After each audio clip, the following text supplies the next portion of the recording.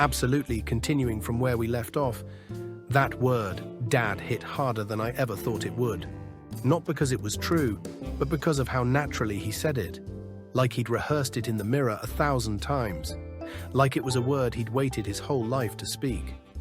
He stood in the doorway, shoulders stiff, eyes scanning my face for some resemblance, some sign that this greeting wouldn't be a mistake. He wore a thin grey jacket, hands red from the wind. But he didn't notice. He was locked in that one fragile moment. I stepped aside, nodded toward the living room. He walked in like a man entering a chapel, quiet, hesitant, reverent. He sat on the edge of the couch, perched like he was afraid to leave an imprint on the cushions. I offered coffee. I don't know why. He declined. "I really appreciate you meeting me," he said. His voice was raw, like he wasn't used to expressing emotion. "I wasn't sure you'd want to." I didn't answer. I still hadn't said a word. Then he reached into his jacket and pulled out a folded photo. My heart skipped. For a second, I thought it was another envelope, another truth I wasn't ready for. But it wasn't. Just a photograph. "I thought maybe you'd want to see this," he said. He laid it gently on the table. It was a picture of him as a teenager, standing in front of a brick building. A sign in the background read, "St. Brenton's Youth Services, a group home." "I bounced around a lot," he added. "Foster care, group homes. Never stayed in one place too long. They said my mum gave me up because she was young, but I never knew anything else." I stared at the image. My throat closed. I pictured that boy Darlene's son, sleeping in strange beds, watching birthdays come and go with no one to notice. And now, he was here. "But then I found her," he continued, "just a few months ago. Took forever. At first, she didn't respond. Then finally, she messaged back. Said I had a father. Said it might be you." I found my voice. "Barely. Theo, I'm not your father." He blinked but didn't look surprised. "I know." There was a heavy silence. "She told me yesterday," he said. "Said she couldn't carry the lie anymore. But I figured it out when I saw you. You don't have this nose." That actually made me laugh. Just a little. A bitter, exhausted laugh. "But I still wanted to meet you," he said. "You were her husband. You raised my sister. You stayed. That means something." I didn't know what to say. What do you tell a man who grew up without answers, who only ever had puzzle pieces that didn't fit? "You could have been angry," I said. "Oh, I was," he nodded. "For a long time. But anger's just a doorway to more questions. I'm done with questions. I want something real." Then he pulled something else from his coat. Another envelope. "This might scare you," he said, "but I've been digging. There's more she didn't tell either of us." I stared at it, hesitated. "What do you mean? Who?" Theo leaned forward, voice dropping. "The man who fathered me. I think he's still in contact with her. I found letters, recent ones. There's something off about them. She's hiding more."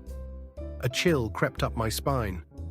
"She said he disappeared after she gave me up," Theo continued, "but he didn't.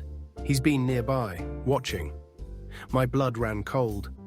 "She told me nothing about this," I whispered. "I found this," he said, pointing to the envelope, "in my motel mailbox. No postage, no return address. Just this." I took it. My name, Elwood, was written on the front, but the handwriting was unfamiliar. Still, something about it felt intentional, practiced. "You going to open it?" Theo asked. I nodded, but my hands didn't move. Then finally, I did. Just one page inside, folded once.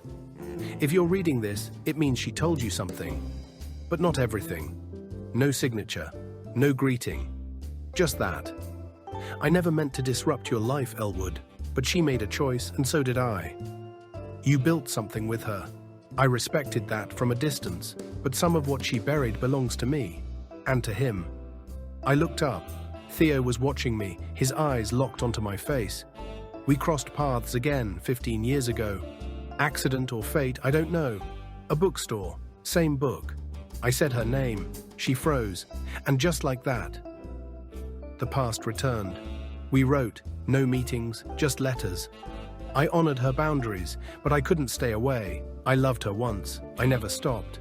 I stopped reading. I couldn't breathe. Theo said nothing. I kept going. When Theo started searching, I begged her to tell you. She wouldn't. Said it would unravel too much. So I wrote this, just in case. She lied to protect herself. And you. But the truth is, I never really left. I was always nearby, watching. There's a box in the attic, taped shut, bottom shelf behind the suitcases. Inside are the letters, all of them. Read them, then decide who you've been married to. That was it. I stared at the final line until it blurred. You didn't know about this? I asked Theo. He shook his head. Found it this morning. I stood up, my knees cracked. I didn't even grab a jacket. Just marched to the attic, pulled down the ladder and climbed into the dust. And there it was. The box, just like the letter said, taped shut, yellowed, heavy. I carried it downstairs. Theo followed in silence. We placed it on the dining table. I didn't open it. Not yet. I think you should go, I told him softly. Theo looked hurt. Will you call me? I didn't answer. He left. I sat across from the box for what felt like hours. Then finally, I opened it. Dozens of letters, all to her, from him, some signed, some not, but all read, all kept. I picked one at random. You told me to stop writing. Said Elwood was getting suspicious, but I saw you yesterday. You smiled at him like nothing had changed, like I never existed. It hurts. But I understand. He doesn't know. He can't. He wouldn't survive it. He was right. I wasn't sure I could. To be continued in the next message, final third of the full-length rewrite coming next.